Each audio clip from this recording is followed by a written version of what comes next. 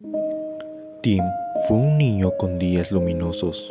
Corría descalzo por el parque, hacía fortalezas con sábanas junto con sus amigos, los cuales eran Lucas, Matías y Sophie, y coleccionaba figuras de monstruos que él dibujaba en su cuaderno. Decía que cuando él fuera grande sería dibujante, que así controlaría sus creaciones. Pero todo cambió una noche de verano. Primero fue un susurro, apenas un hilo de voz que salía del vacío debajo de su cama. Se levantó y miró el hueco oscuro. Por un instante creyó ver dos ojos que brillaban como canicas. La voz sonaba dulce y tenía un olor como a vainilla. Le prometió compañía, le prometió que nunca estaría solo. Tim, que ya sentía raro por pequeñas humillaciones en el colegio, por los empujones de un par de chicos y las risas cuando amanecía con la cama mojada, encontró consuelo en esa voz. Al principio, Bunny, como Tim lo llamó en secreto, parecía amable.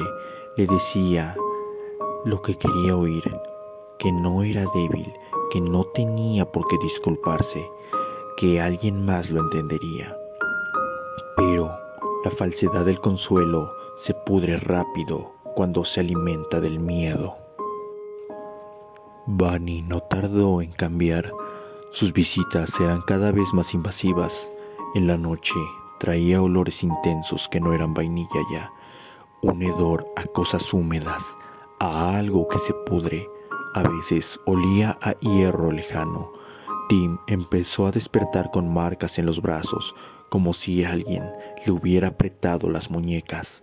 Los juguetes aparecían esparcidos, rotos, con pequeñas muescas que parecían dientes. Soñaba que bajo la cama había una boca enorme que le susurraba los nombres de sus amigos y luego los iba borrando de su memoria. Bunny jugaba con los sentidos de Tim. Se acercó el olor de la vainilla. Luego le dio un regusto ácido, le acarició los pies y luego le clavó un frío que atravesaba sus huesos. Hubo noches de parálisis. Tim despertaba, quería gritar, pero su cuerpo no respondía. Sentía dedos que se enroscaban en sus tobillos, una presión en el pecho como si algo se posara sobre él. La voz junto a su oído repetía: «No llores en voz alta, nadie vendrá, nadie te oye». Y cuando al fin podía moverse, el mundo fuera de la cama no era piedad. En el colegio las burlas crecían, los compañeros murmuraban palabras deformes. Cada insulto lo empujaba de nuevo al cuarto, a la presencia cálida y después hedionda de Bunny. Bunny no solo lo torturaba, lo convencía. Le decía que sus amigos lo habían traicionado, que lo usaban. Le mostraba escenas inventadas en sueños, donde Lucas se reía de él, donde Sophie lo señalaba. Cuando Tim intentó volver a reunirse con ellos, se sentía observado. Veía sombras en los reflejos, escuchaba una risa aguda que le taladraba los oídos. Los juegos con sus amigos se volvieron incómodos. Pronto se quedó solo, porque la cuerda invisible que lo unía a Bunny lo apartaba. Sus padres, preocupados, le reprendían por su aislamiento y por las sábanas húmedas. «Ya eres grande», le decían. Lo regañaban sin ver la noche que lo esperó. Tim me intentó explicar. Logró decir que debajo de su cama había alguien, pero su voz sonaba infantil. Sucio, inverosímil. Nadie le creyó. Los adultos interpretaron llanto, teatro, atención buscada. Eso aumentó la vergüenza y el miedo. Bunny lo celebraba en susurros.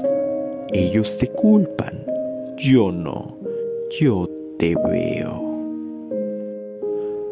La tortura de Bunny se hizo cotidiana y sutil.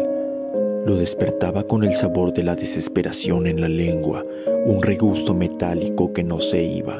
Le susurraba al oído nombres de objetos rotos: la pelota de Mateo, el delantal de Sophie, y al día siguiente esos objetos estaban dañados en la realidad, como si el monstruo dejara su firma. A veces, mientras trataba de estudiar, el cuarto se volvía más pequeño, las paredes parecían inclinarse, las sombras se estiraban y una tela oscura rozaba su espalda, como dedos que quieren atraerlo hacia abajo.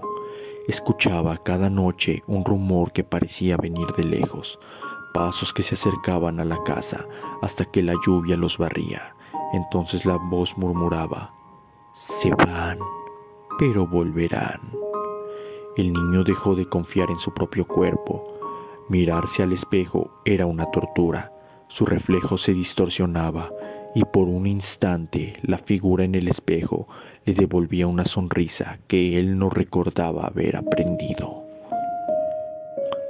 La familia buscó ayuda.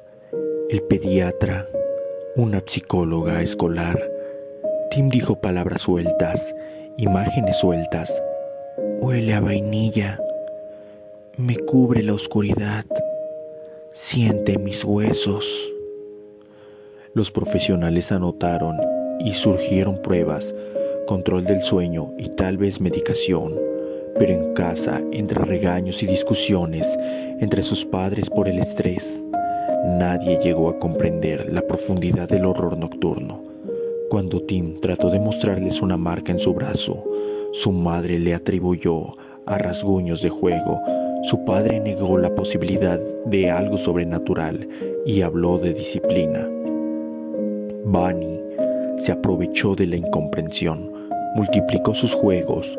Una noche obligó a Tim a clavar con la punta de un lápiz en la madera el nombre de su amigo más querido y luego a borrarlo con las uñas. Le dijo que borrar los nombres protectores debilitaría los que él llamaba los demás.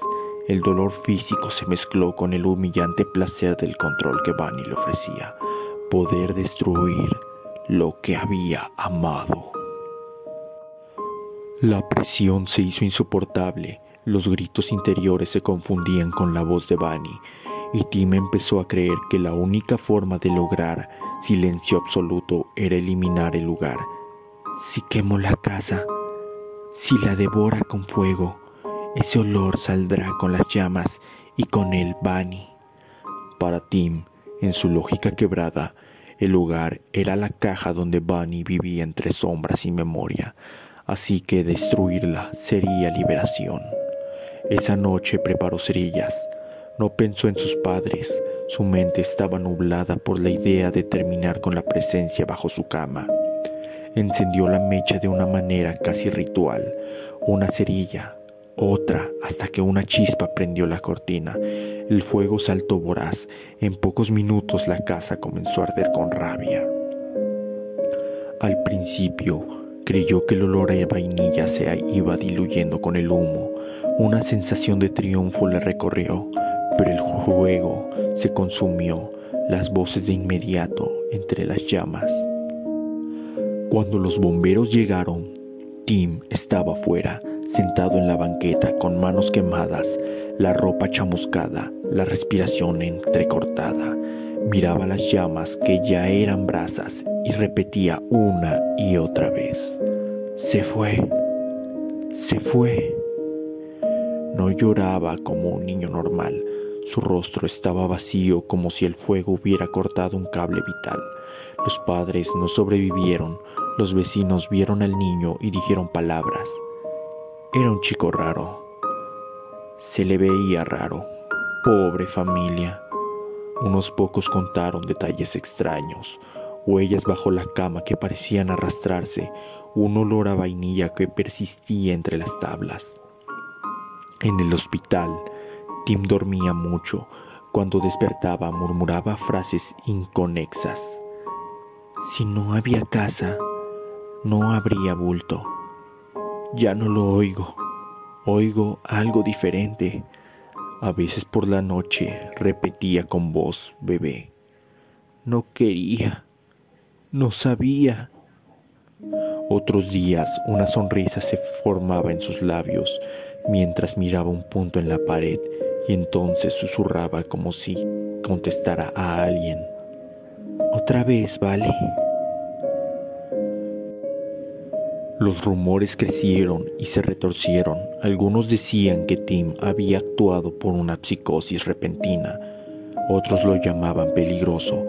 Algunos vecinos mantenían la versión infantil y trágica, que había sido el bullying. Nadie quería decir que habían ignorado al niño. Nadie quería admitir que habían oído por las noches golpes en la casa y no habían llamado. Pero hubo unos pocos que juraron que, en las noches de niebla, desde la casa chamuscada todavía salía un olor extraño a vainilla, a humo y a algo más, y que en la penumbra se veía una sombra alargada que parecía arrastrarse entre los muebles calcinados. Tim creció con la marca del fuego en las manos y en la memoria. Algunos dicen que perdió la infancia por completo, otros que la ganó para siempre, pero en una versión corrupta. A veces, cuando la noche es demasiado silenciosa, susurra en voz baja: si me hubieran creído, si me hubieran escuchado. Y en otras ocasiones, cuando sus ojos se quedan fijos en la oscuridad, una sonrisa se asoma y alguien muy lejos, casi imperceptible, le responde: vamos a jugar. A veces, aquel ser amable solo es la máscara de algo perturbador que te atormentará por siempre.